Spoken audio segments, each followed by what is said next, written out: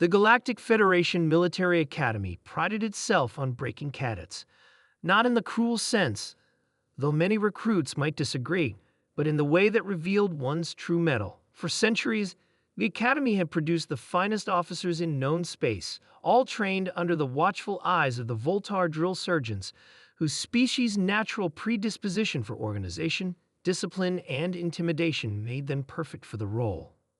Surgeon First Class Kraz was the most feared of them all, with leathery gray skin, 4 piercing yellow eyes, and a voice that could cut through durasteel. He had broken thousands of cadets from hundreds of species. Until human cadet Jack Miller arrived. Deathworlder, Kraz had spat upon seeing the application. Class 12 gravity world, nitrogen-oxygen atmosphere, high radiation, extreme temperature variations. His superior, Commander Thex, had simply nodded. The Federation Council voted. Humans are to be integrated. 1 cadet this cycle, just 1. Earth's discovery had caused quite the stir. Most spacefaring species evolved on worlds with gravity ranging from 0.3 to 0.8 standard units. Humans came from a planet with nearly double the average. Miller stood now at attention in the barracks, alongside 30 other freshly arrived cadets from across the galaxy. At 180 centimeters, he wasn't particularly tall by human standards, but he towered over most of his classmates. His muscle density alone made him look like a different species entirely. Pathetic. Kraz roared, pacing before them. You call yourselves future officers? The Hive Collective would laugh before devouring you whole. The reptilian Slicks twins trembled. The methane-breathing Gub cadet's environment suit whirred nervously. Only Miller remained perfectly still, eyes forward, breathing steady. You, Kraz stopped before Miller.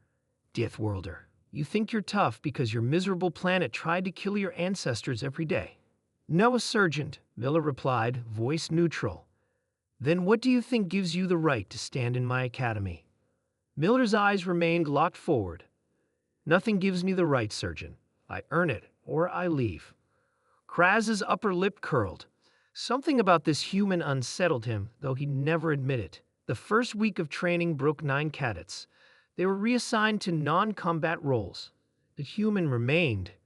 The second week during endurance training, the Voltar instructors pushed the cadets to their physiological limits.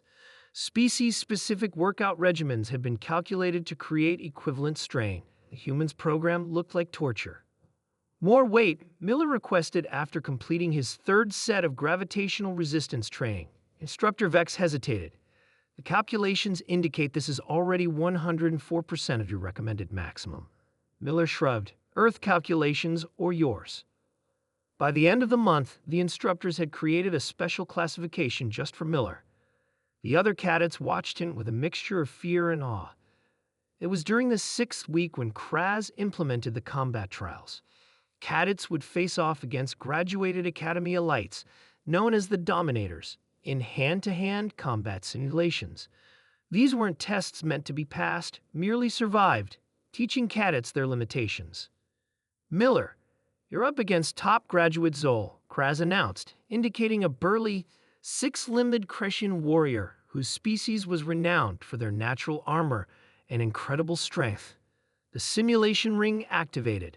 A blue barrier enclosed the fighters. Begin. Zol charged immediately, 4 arms extended for grappling while 2 remained in guard position, a technique that had proven unbeatable against bipedal species.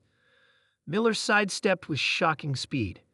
Zol stumbled, unused to missing. Before he could recover, Miller had somehow moved behind him, delivering a precisely calculated strike to the junction between Zol's central nerve cluster.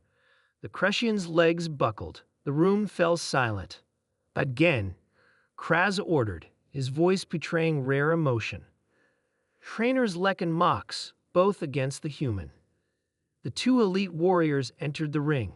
They were Jexians, known for their hive mind coordination in close combat. The fight lasted 12 seconds. Both warriors lay incapacitated. That's impossible, someone whispered. Kraz's 4 eyes narrowed to slits. All 6 Dominators. Against Miller, now. Commander Thex stepped forward. Surgeon, that violates. I need to know, Kraz interrupted. What followed became legend at the academy. The human moved like water, conserving energy with every motion. He didn't just fight, he calculated, adapted, exploited. When the dust settled, all 6 elite warriors were disabled, and Miller stood breathing slightly harder than normal, a thin sheen of sweat, the only evidence of exertion. Later that night, in Commander Thex's office, Kraz paced frantically. "We've made a terrible mistake," the drill surgeon said, voice low. "Humans aren't just Deathworlders. They're apex predators with problem-solving intelligence." Thex studied the combat recordings.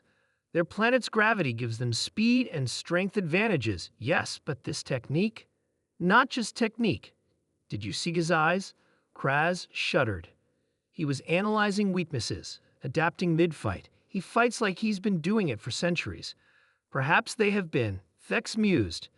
Their historical records indicate near-constant warfare. We cannot let this knowledge spread, Kraz insisted.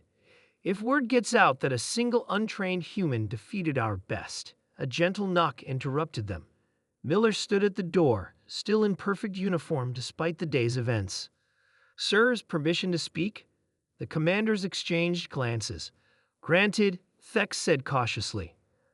"I understand your concerns," Miller said, "but humanity doesn't seek domination, we seek belonging."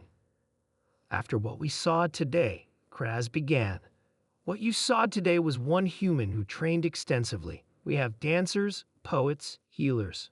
Warriors are just one facet. But your potential in combat is only valuable if it protects others," Miller finished. "That's why I'm here. Not to conquer, but to defend. The Federation's principles align with our own. We want to contribute, not control." As he left, Kraz turned to Thex. "You believe him?" Thex considered. "I don't know. But I do know we now have 2 options. Make humanity our greatest allies or our worst enemies."